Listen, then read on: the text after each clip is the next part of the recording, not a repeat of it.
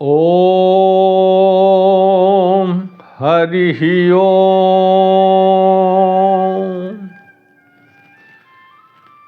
रामाय रामभद्राय रामचंद्राय वेधसे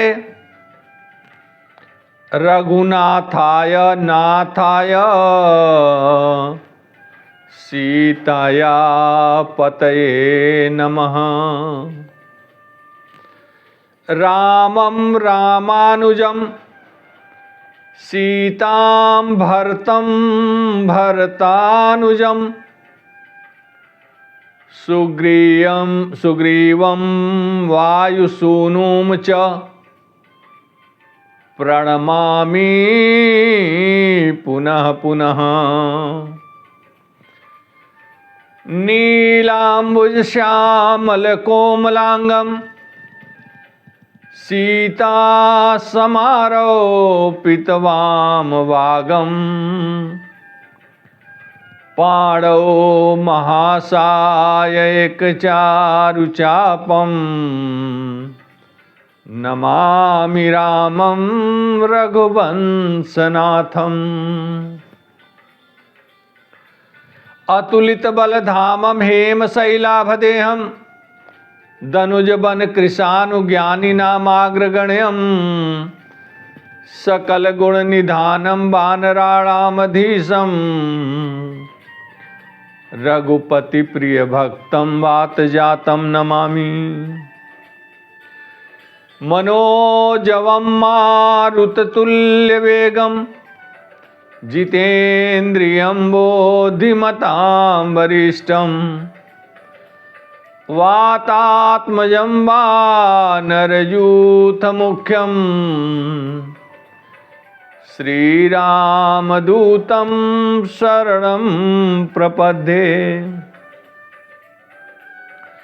सच्चिदानन्दरूपाय विश्वोपत्यादिहेतवे तापत्रय विनाशाय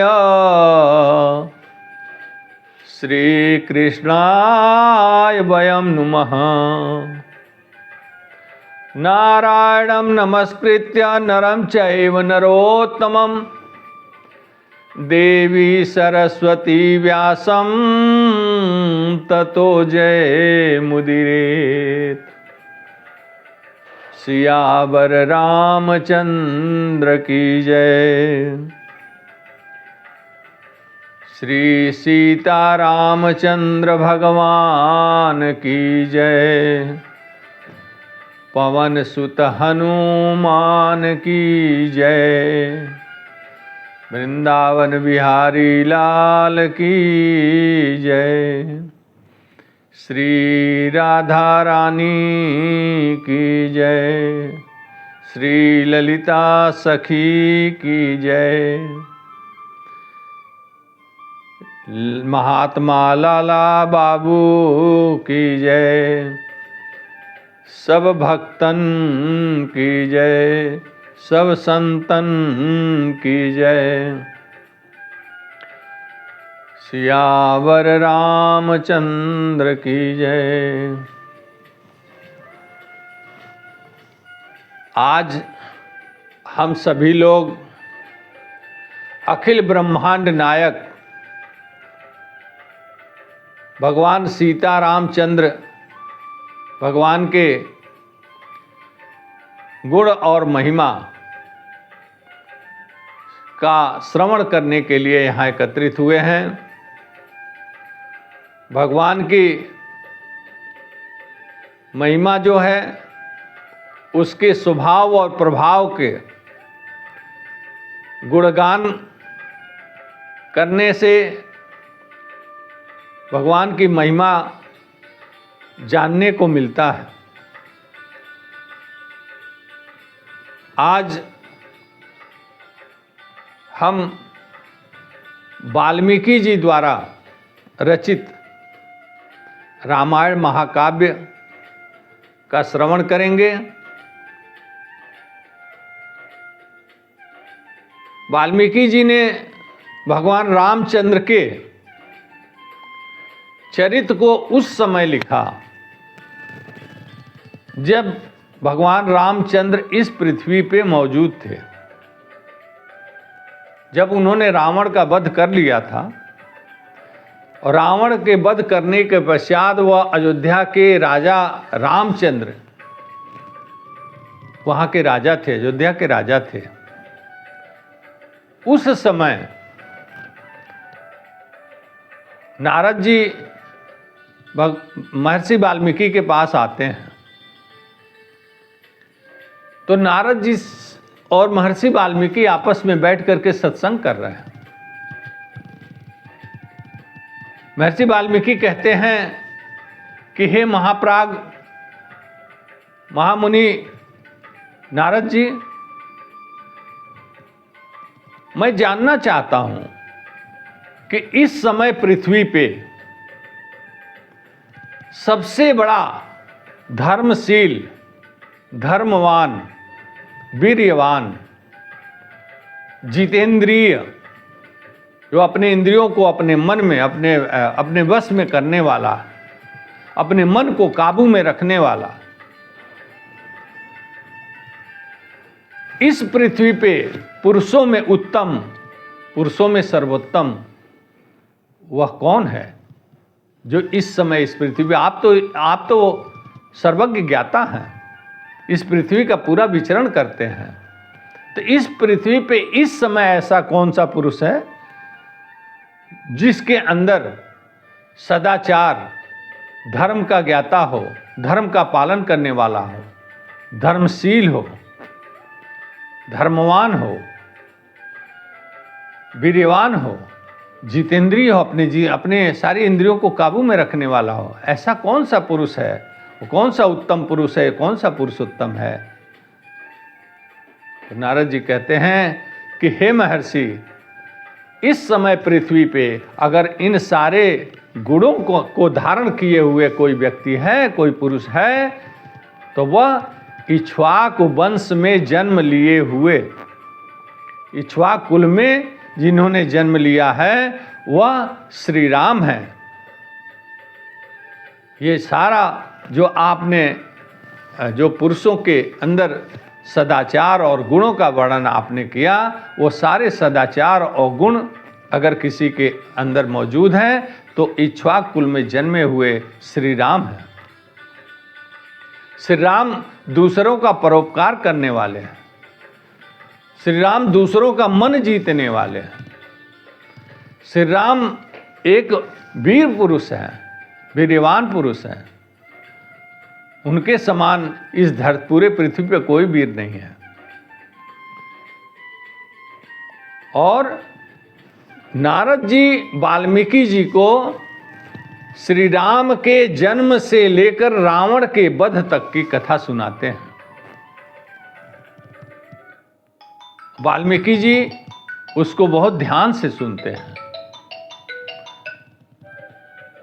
और सारा राम कथा सुनने के पश्चात नारद जी राम कथा सुनाने के पश्चात कहते हैं वाल्मीकि जी से कि हे महर्षि, श्री राम अभी इस पृथ्वी पर 11,000 वर्षों तक रहेंगे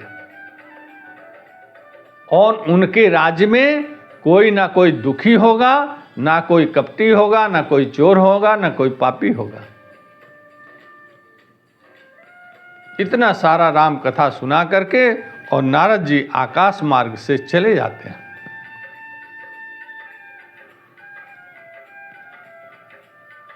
वाल्मीकि जी ने इस 24,000 इस रामायण महाकाव्य को 24,000 श्लोकों में 500 सर्गों में और 7 कांड, 6 कांड सहित एक उत्तर कांड सहित 6 कांड यानी कि 7 कांड में इस रामायण महाकाव्य की उन्होंने रचना की है।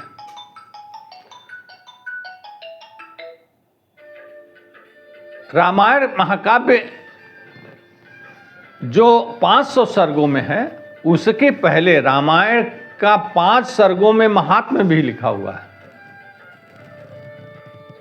रामायण के महात्म्य में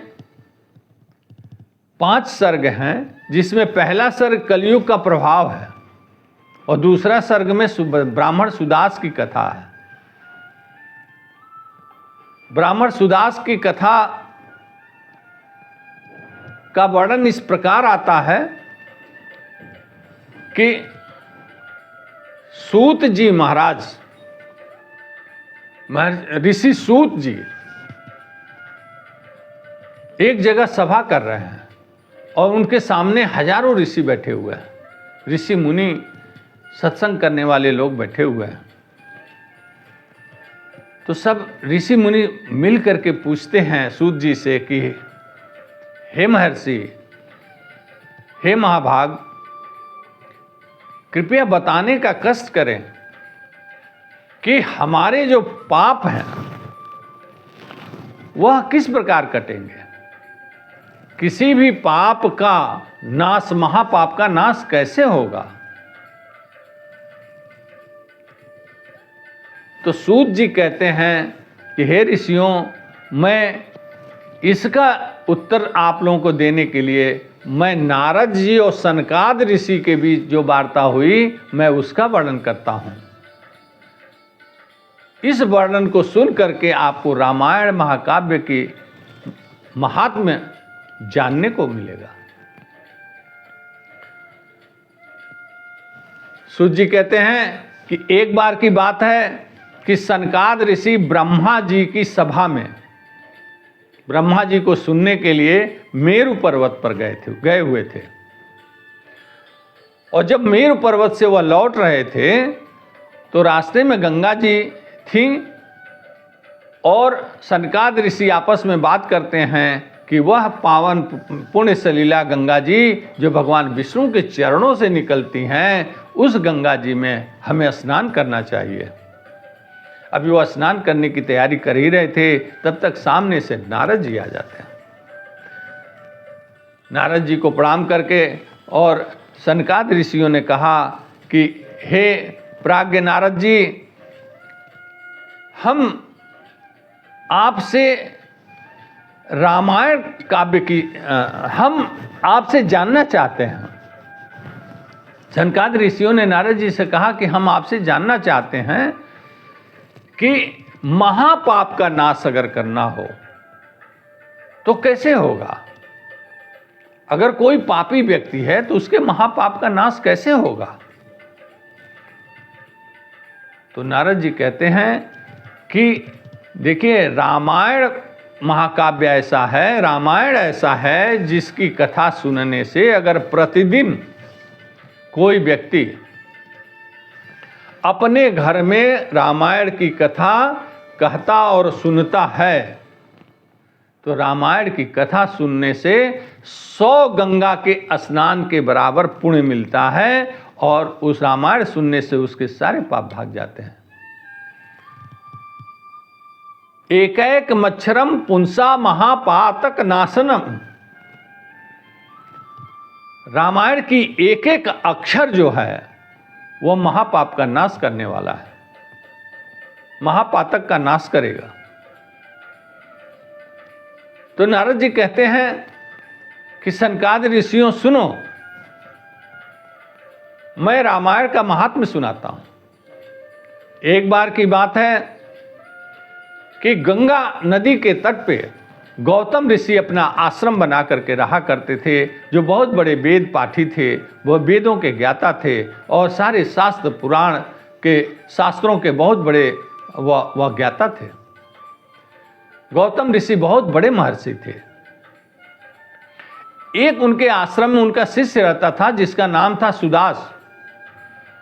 सुदास बड़ा सदाचारी ब्राह्मण था और अपने गुरु गौतम ऋषि से उसने वेद पाठ का अध्ययन किया, वेद पाठ सीखा, सारे शास्त्र को सीखा और शास्त्र के अनुसार, शास्त्रोक्त विधियों के अनुसार अनुष्ठान करना सीखा। गुरु ने बड़ी तन्मयता के साथ अपने शिष्य सुदास को ये सारी विद्याएं सिखाई।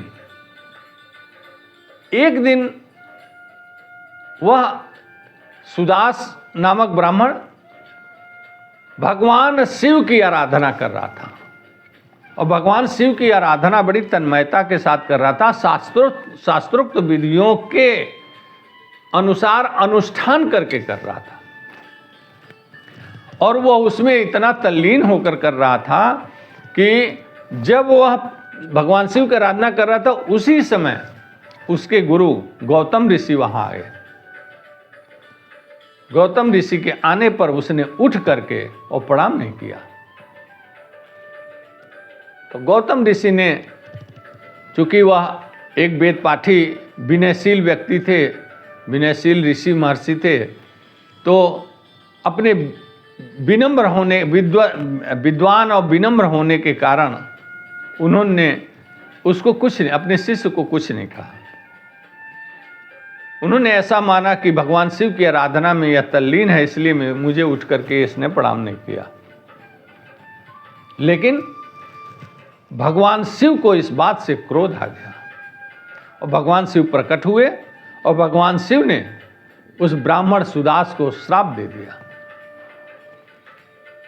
कहा, हे ब्राह्मण, जाओ, तुमने गुरु का प्रणाम न करने के कारण, गुरु की अवहेलना करने के कारण, जाओ, मैं तुम्हें श्राप देता हूं और तुम अब आजन्म आजीवन राक्षसत्व को प्राप्त होगे। तुम्हारा शरीर सब राक्षस में बदल जाएगा और तुम राक्षस जीवन को जियोगे। इतना कह करके भगवान शिव वहां से अंतर्ध्यान हो जाते हैं और ब्राह्मण सुदास और गौतम ऋषि दोनों हतप्रभ हो जाते हैं। वह सुदास भी बहुत सदाचारी और विनयशील था। अब वह गुरु के कदमों में गिर जाता है, कहता है कि हे गुरुवर, अब आप कोई उपाय करिए। गुरु ने भगवान शिव की आराधना की और शाप को कम करने के लिए प्रार्थना की। भगवान शिव के मनसा के अनुसार, मंतव्य के अनुसार गुरु ने उसको एक सलाह दी। गुरु ने कहा कि शिष्य सुदास, तुम जाओ और रामायण का 9 दिन की राम कथा, रामायण की कथा तुम 9 दिन, चैत्र मास के शुक्ल पक्ष में या कार्तिक मास के शुक्ल पक्ष में या माघ मास के शुक्ल पक्ष में, तुम अगर 9 दिन कथा सुनोगे तो तुम्हारा यह राक्षसत्व का जो श्राप है भगवान शिव का दिया हुआ, यह घट करके केवल 12 वर्षों का रह जाएगा। यह कह के गौतम ऋषि भी वहां से चले जाते हैं। अब ब्राह्मण सुदास दंडकारण्य में चला जाता है और उसका शरीर राक्षस पूरे शरीर के लक्षण सारे राक्षस के हो जाते हैं। शरीर काला हो जाता है और राक्षस के सारे चिन्ह उसके शरीर में दिखाई देने लगते हैं। और उस दंडकारण्य में अब वो जितने पशु पक्षी प्राणी जीव जंतु जो भी हो, जिसको पाता है वो खा जाता है। यहाँ तक कि वो नरभक्षी हो जाता है, मनुष्यों को भी मारकर खा जाता है। उस दंडकारण्य में 100 कोस के दूर तक जितने पशु पक्षी प्राणी थे सबको मार के खा गया। अब वह भोजन के अभाव में दूसरे वन को जाता है। नर्मदा तट के तरफ एक वन था, उस वन में चला जाता है। एक दिन वह भोजन के तलाश में विचरण कर रहा है नर्मदा नदी के तट पर। तब तक सामने से एक विद्वान ऋषि, जिनके चेहरे पे बहुत ही कांति और तेज था, सामने से अपने कंधे पे एक लोटा, डोरी में बंधा हुआ लोटे में गंगा जल ले करके, और वह राम नाम का संकीर्तन करते हुए उधर से आ रहे हैं। जोर जोर से राम नाम का कीर्तन गाते हुए चले आ रहे हैं। सुदास राक्षस कहता है कि आज तो मुझे एक भोजन मिल गया, और वो भोजन के निमित्त आगे बढ़ता है। और जब वह ऋषि के पास जाता है तो देखता है कि वह राम नाम का संकीर्तन करते हुए आ रहा है। सुदास राक्षस ठिठक जाता है और ये कहता है कि हे महर्षि, हे ऋषि, मैं आपको प्रणाम करता हूँ, और राम नाम का कीर्तन करने के कारण, राम का नाम लेने के कारण आप मुझ राक्षस से भयभीत ना हो, आप सुरक्षित हैं। और मुझे इस बात का भी संज्ञान है कि अगर राम का नाम लेने से तो राक्षस दूर भागते ही हैं, अगर 9 दिन की रामायण कथा सुनी जाए, राम का चरित्र सुना जाए, 9 दिन तक कार्तिक मास, चैत्र मास और माघ मास के शुक्ल पक्ष में 9 दिन तक सुना जाए तो राक्षसत्व भी दूर भाग जाता है। हे महामुनि, कृपया अपना परिचय दीजिए। और आपके संकीर्तन, राम नाम संकीर्तन करने से मुझे इस बात का संज्ञान हो गया कि आप रामायण के ज्ञाता हैं। अतः आपसे मैं प्रार्थना करता हूँ कि आप मुझे 9 दिन का रामायण की कथा सुनाइए ताकि मेरा राक्षसत्व दूर हो सके। ऋषि अपना परिचय देते हैं। वह कलिंग देश के विख्यात ऋषि गर्ग थे। गर्ग मुनि ने उस राक्षस सुदास को कार्तिक मास के 9 दिन की कथा सुनाई।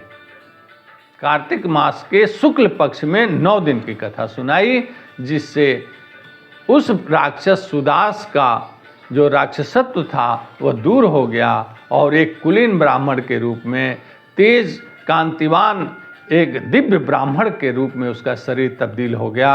और उसी समय श्री हरि के यहाँ से एक विमान आता है और उस विमान में बैठ करके और ऋषि गर्ग को प्रणाम करके वह विष्णु लोक को चला जाता है।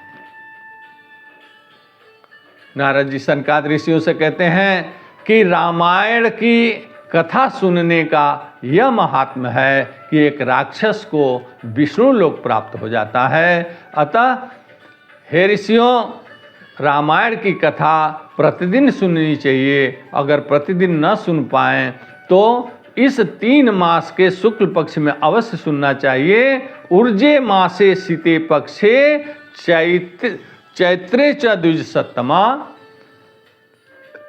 नवान्न खलु श्रोतव्यम रामायण कथामितम।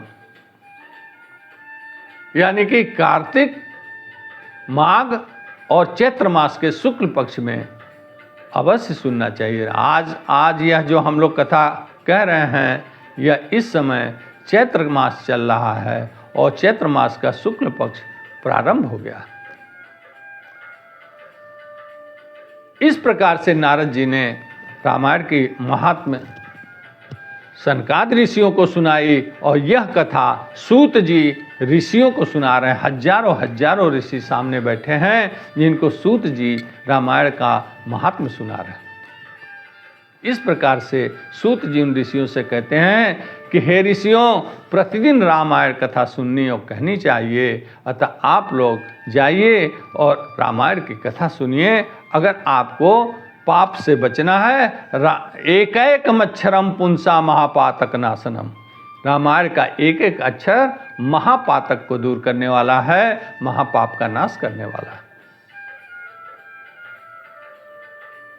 अब नारद जी और वाल्मीकि ऋषि का सत्संग इधर समाप्त हो चुका है। नारद जी ने पूरी राम कथा सुना दी वाल्मीकि ऋषि को और वाल्मीकि ऋषि कहते हैं पूरी कथा मन में मनन करते हुए, और अब वो उनके स्नान का टाइम हो गया है, समय हो गया है, तो अपने शिष्य भरद्वाज से कहते हैं कि हे भरद्वाज, मेरा वल्कल वस्त्र जो है अब लेकर तमसा नदी के तट पर चलो, अब हम स्नान करेंगे।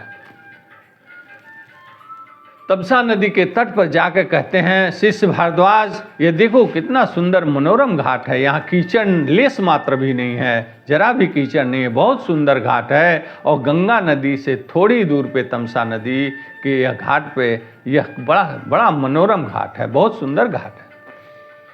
अब वह स्नान के निमित्त जो है जल में प्रवेश करते हैं। ठीक उसी समय वह देखते हैं कि एक क्रौंच पंछी का जोड़ा, क्रौंच पक्षी का जोड़ा नर और मादा दोनों वह विहार कर रहे हैं, वहाँ नदी के तट पे ही विहार कर रहे हैं और वह कामातुर अवस्था में विहार कर रहे हैं। तब तक एक निषाद ने जोड़े में से नर को अपने बाण से बेध दिया।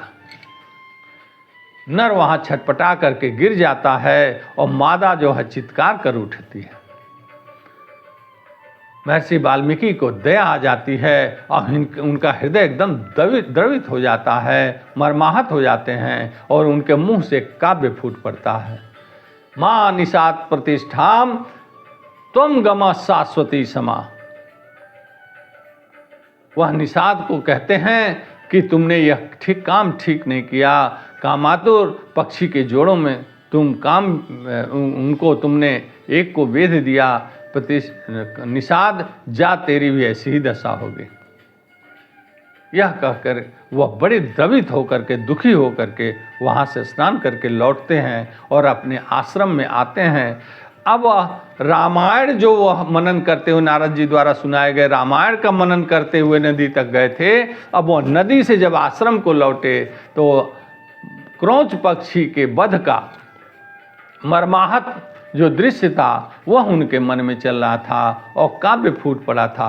वह काव्य उनके मन में काव्य का मनन कर रहे थे और अपने शिष्यों को बुला, भरद्वाज से कहते हैं कि सभी शिष्यों को बुलाओ, मेरे मुंह से एक काव्य फूट पड़ा है जिसमें 8 अक्षर एक तरफ, 8 अक्षर एक तरफ, बहुत सुंदर इसमें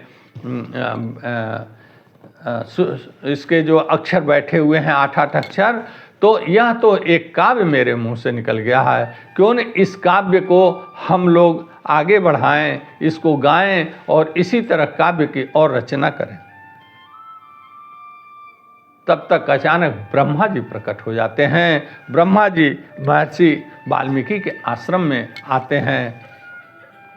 महर्षि वाल्मीकि दौड़ करके ब्रह्मा जी का स्वागत करते हैं और उचित आसन पर ला करके बिठाते हैं और बिठा करके उनका अर्घ्योपाद्य से पूजन करते हैं, उनका सत्कार करते हैं। उसके बाद से एक आसन पे बैठ करके और कहते हैं कि हे प्रभु, हे भगवान, मेरे लिए क्या आदेश है।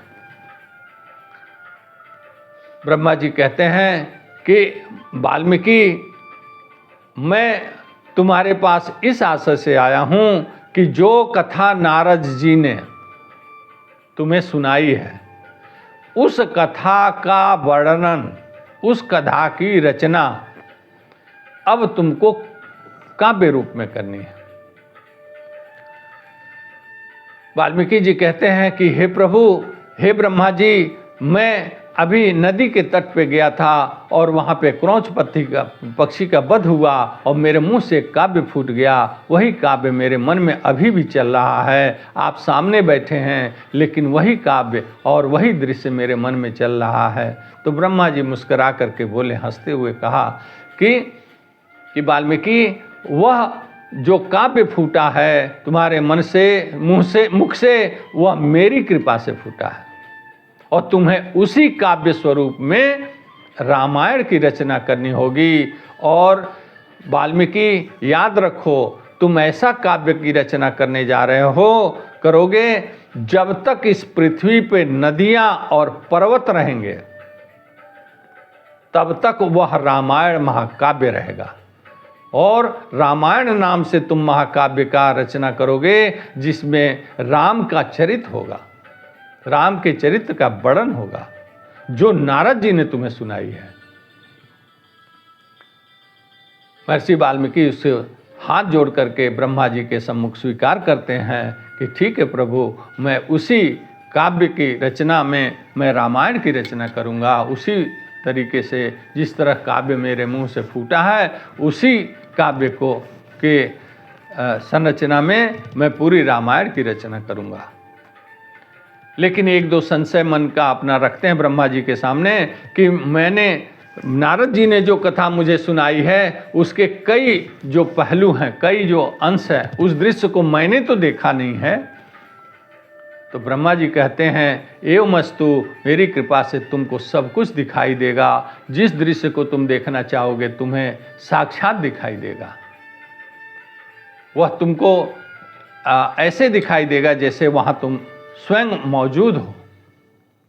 ब्रह्मा जी ने यह उनके ऊपर कृपा दृष्टि करके और ब्रह्मा जी अदृश्य हो जाते हैं, चले जाते हैं। अब महर्षि वाल्मीकि ब्रह्मा जी के आदेश पर रामायण महाकाव्य की रचना शुरू करते हैं। रामायण महाकाव्य की रचना महर्षि वाल्मीकि ने 24,000 श्लोकों से किया। उसमें 24,000 श्लोक हैं, 500 सर्ग और उत्तरकांड सहित, उत्तरकांड और 6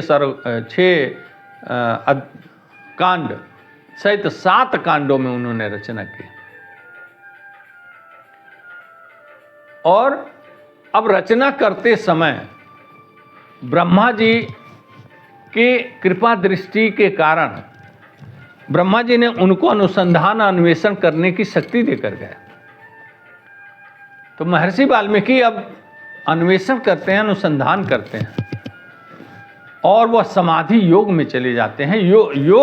योग प्रक्रिया के द्वारा समाधि में चले जाते हैं और समाधि में जाकर के वो राम के चरित्र का पूरा दृश्य जो भूत में बीत चुका था, जो वर्तमान में है, जो भविष्य है, सबका अनुसंधान करते हैं, अन्वेषण करते हैं। और उनको वाल्मीकि जी लिखते हैं कि राम का चरित्र समाधि में जाने के पश्चात उनको ऐसे दिखाई दे रहा था जैसे हथेली पर रखा हुआ आंवला दिखाई देता है। ठीक उसी प्रकार से राम के चरित्र का पूरा वर्णन, एक एक जो उसमें घटनाक्रम था उनके जीवन में, एक एक घटनाक्रम का उन्होंने अन्वेषण किया, अनुसंधान किया और उसको दृष्टिपात किया। तब वो रामायण लिखना शुरू करते हैं। रामायण के वाल्मीकि रामायण, श्रीमद् वाल्मीकि रामायण के 3 सर्ग में वर्णन है कि वाल्मीकि जी ने उन सभी प्रसंगों को देखा। राम के जन्म होने से लेकर किस मुहूर्त में उनका जन्म हुआ, जन्म से लेकर के किस प्रकार से जब वो बड़े होते हैं तो उनका शिक्षा, उनका पालन पोषण और विवाह की तैयारी, विवाह के लिए महाराज दशरथ चिंतित होते हैं। जब वो बड़े हो जाते हैं तो उनके विवाह की चिंता करते हैं। विवाह की चिंता करते हुए उन्होंने मंत्रिमंडल बुला लिया